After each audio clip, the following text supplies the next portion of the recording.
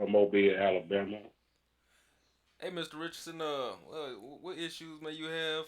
What you want to talk about in commentary, solutions, advice, anything, remedies?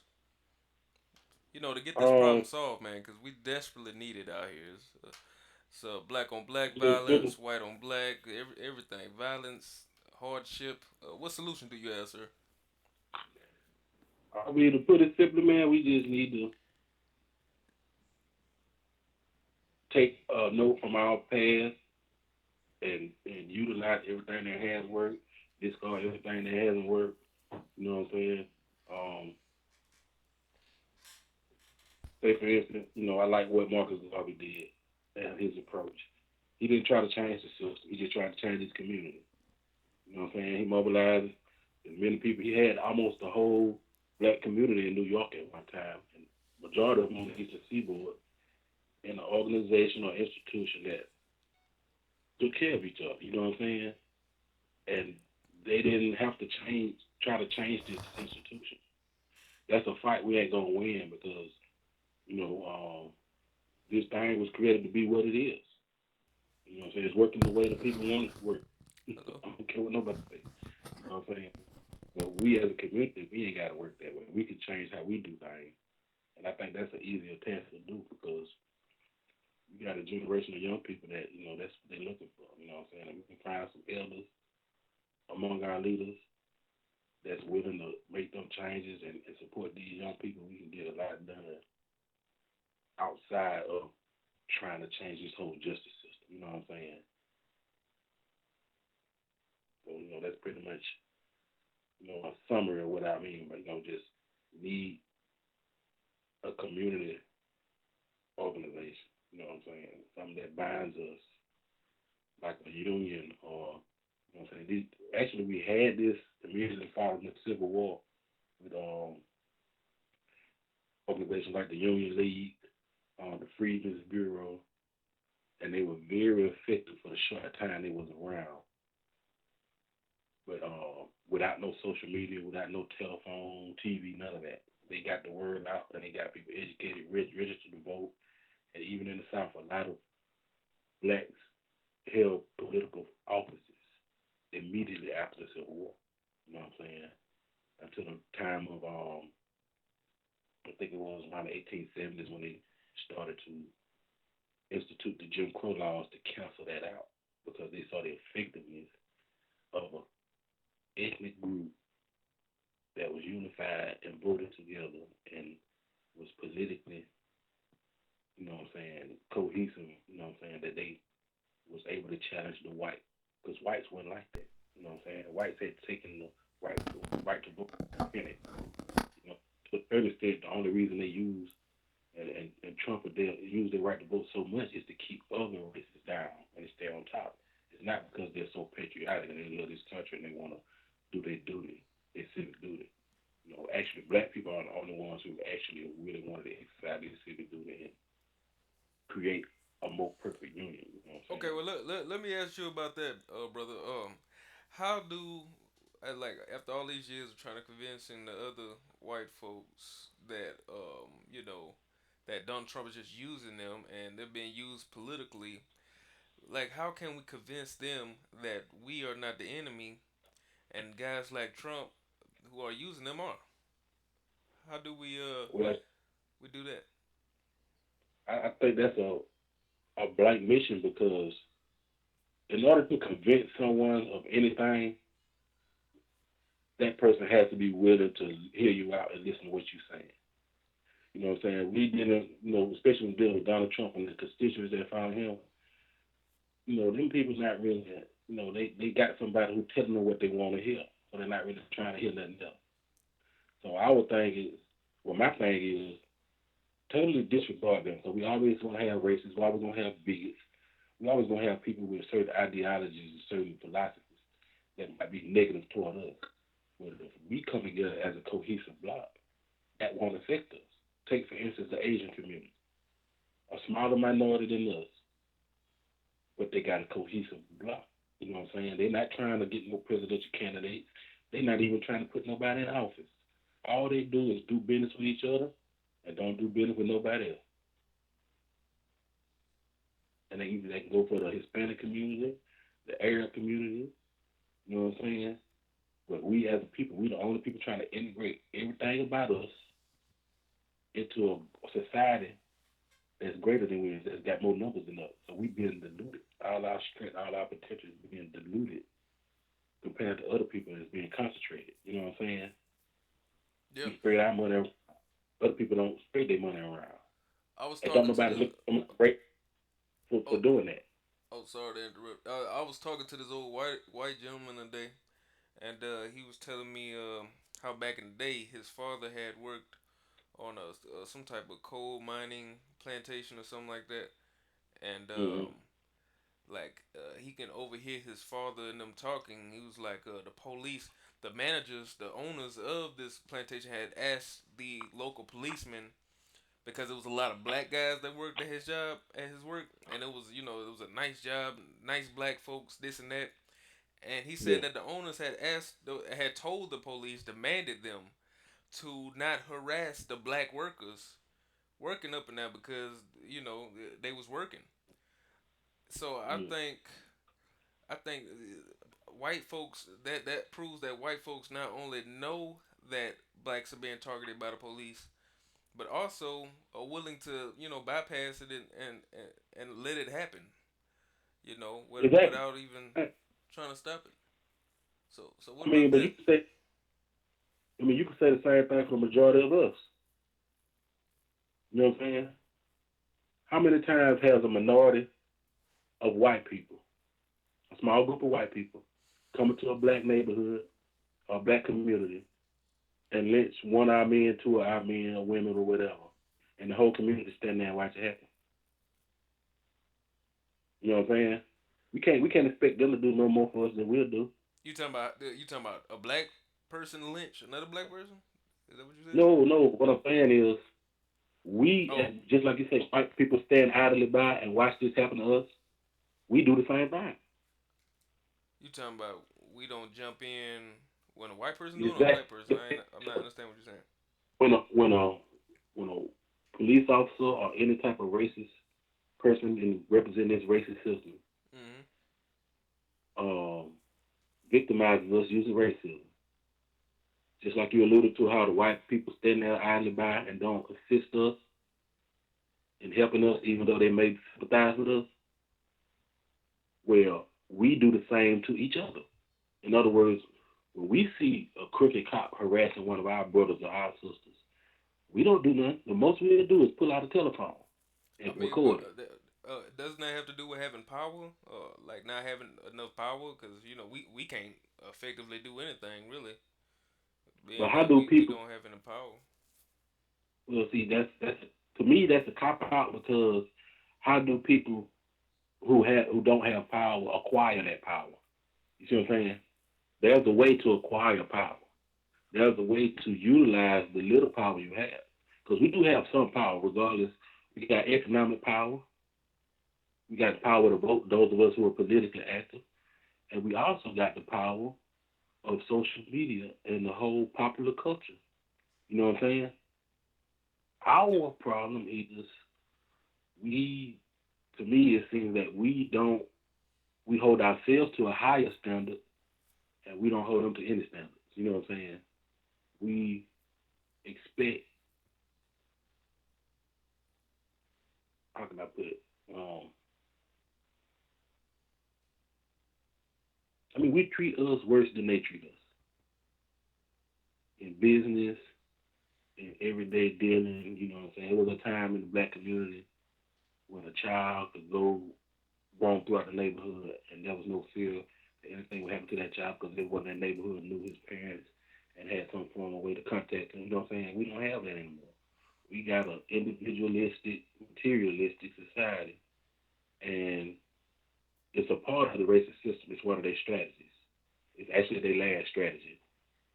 To keep us occupied, materialism, entertainment, and this rat race. You know what I'm saying? Right now in our community, especially the young people, we got this get money attitude with no aim on what to do with the money. Because ain't none of them buying property and real estate to acquire any wealth where we can use it as a power base. It's all to spend it right back with the power structure that's oppressing them. You know what I'm saying?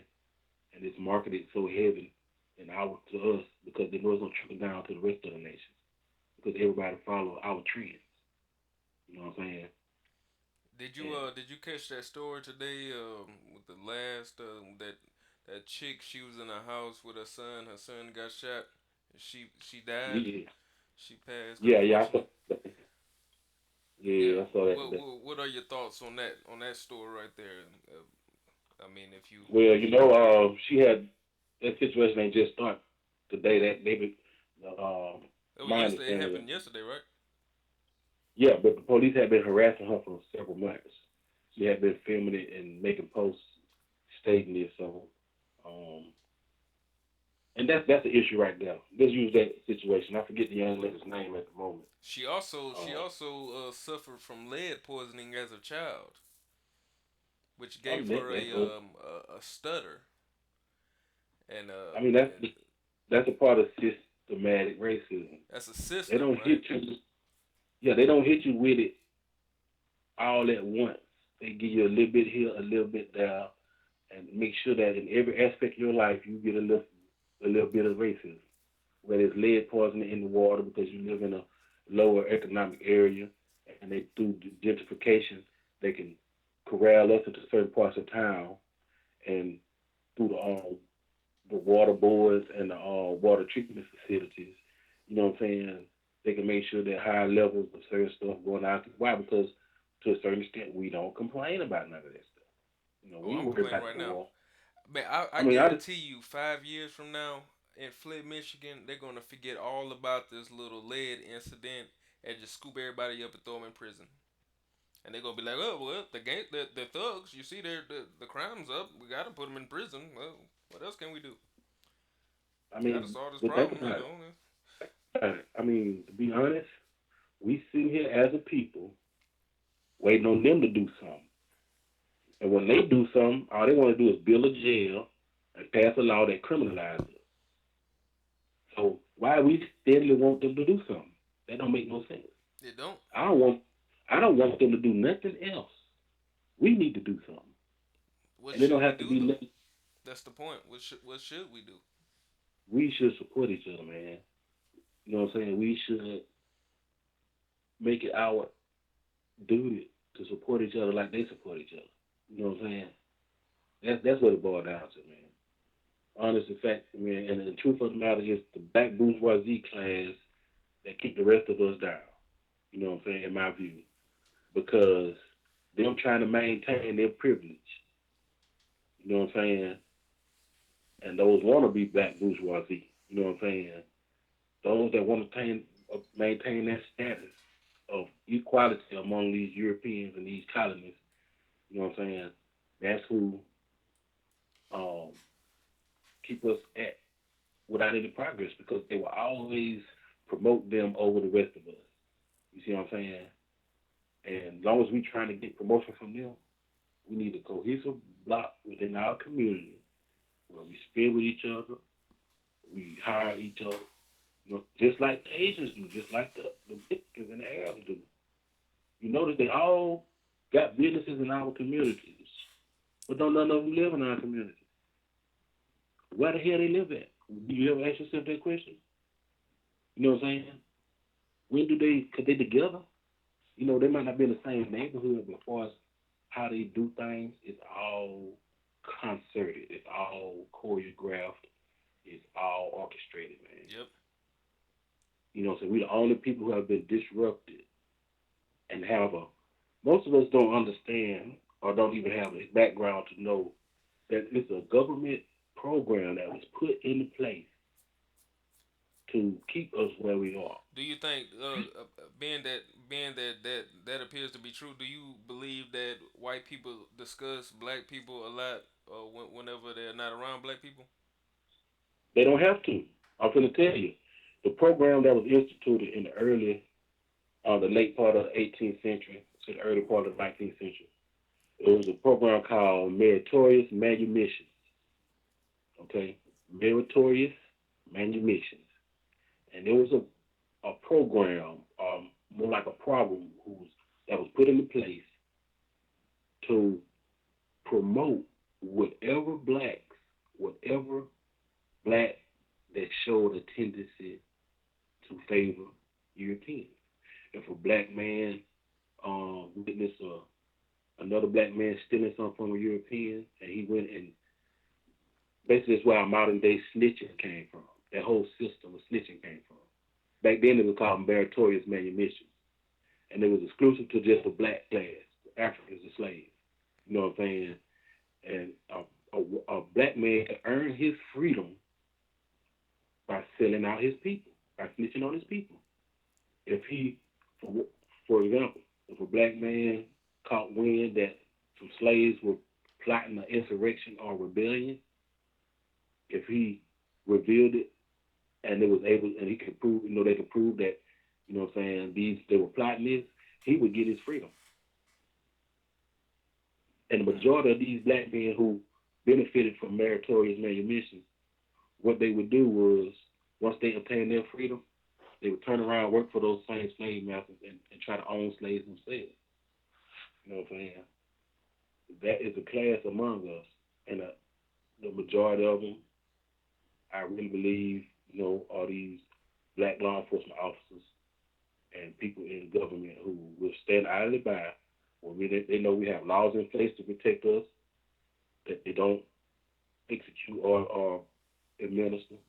You know what I'm saying? They pick certain laws, whatever benefit them in their situation, that's what they're going to, because we waiting on them to prosecute.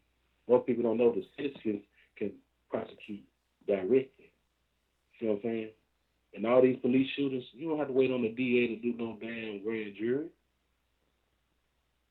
All you got to do is the party who was affected, the victim or their family, can go straight to the U.S. Attorney's office in their local area, the federal courthouse, and file a suit. All you need is the address and the name of the person who victimized you. Say, for instance, that's why law enforcement, they don't never want to release the identity of police officers immediately after they commit shootings. Because you can't file a suit in the federal court unless you got a person's name and address. Because they got to serve them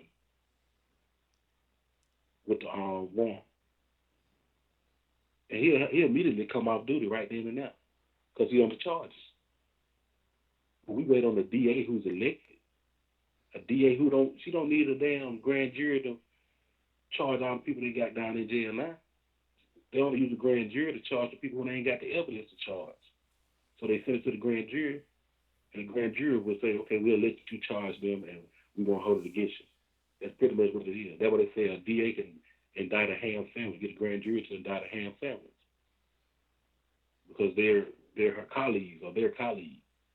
You know what I'm saying? But the people, we need to colleague together, and we can file these suits. If we start an organization that had a legal defense and prosecution fund, and we pay dues, $5, $10 a month, 1,000 people in the city mobile, that's $10 a month. That $10 to be $10,000 a month going into a legal fund that will help all the members if they have any situation with law enforcement or in the legal situation. You know what I'm saying? That's a simple way that, don't even take that much paperwork. You know what I'm saying? Just get 1,000 people to come. See, out of that 1,000 people, you will have 40 or 50 who are going to still be seeking meritorious manumission benefits. You see what I'm saying? Yeah. And it's like, we put 2 bricks up, but they got somebody who sneak in and take 3 bricks down every time we try to build something. And all they got to do is take care of these 2 or 3 of us who willing to sell us out for a little change. They ain't got to worry about the rest of us. You know what I'm saying? But when they see that we bypass those brothers and come up with a solution that, hey, you can't sell us out on this because it's openness to the public, so you can't go out and tell them nothing. You see what I'm saying? And that's the way to do it, man. Organization that's public, transparent, so we don't have to worry about no snitching element. We ain't having no secret meetings and nothing like that. We coming out in the open, doing press conferences, letting everybody know what's going on, and inviting the city and everybody to be a part of it. You know what I'm saying? But that meritorious manumission, man, that's still in effect to this day. None of these laws or none of these programs have been repealed. You know what I'm saying? None of the Fugitive Slave Acts have been repealed. None of the black codes. That's why so many of our young men get shot unarmed. You know what I'm saying? Because we not supposed to have arms according to the law. You know, the Christian black codes, I think it was 1705, state that we're not even supposed to have so much as a stick. You know what I'm saying? They can shoot us dead if they see us with any weapon, and that's what's going on. That started with the patty rollers, who became our police officers, state patrol. So that's the origin of what we're dealing with. So how can you ask something to change from its original status? You know what I'm saying? If I plant an acorn, I can't expect nothing but an oak tree to come up. You see what I'm saying? Mhm. If I plant a walnut, I can't expect nothing but a walnut tree to come up. So we know that this our law enforcement in America was painted with seeds of racism, bigotry, um, you know what I'm saying, genocidal tendencies and oppression. So how can we expect anything else to come up with that from that same system? Don't look to the system. Leave that crap alone. Native Americans exist. Well, they mulattoes, but the Native Americans we think exist here, they exist independently from local and state law enforcement, even in the deep South in the state of Alabama.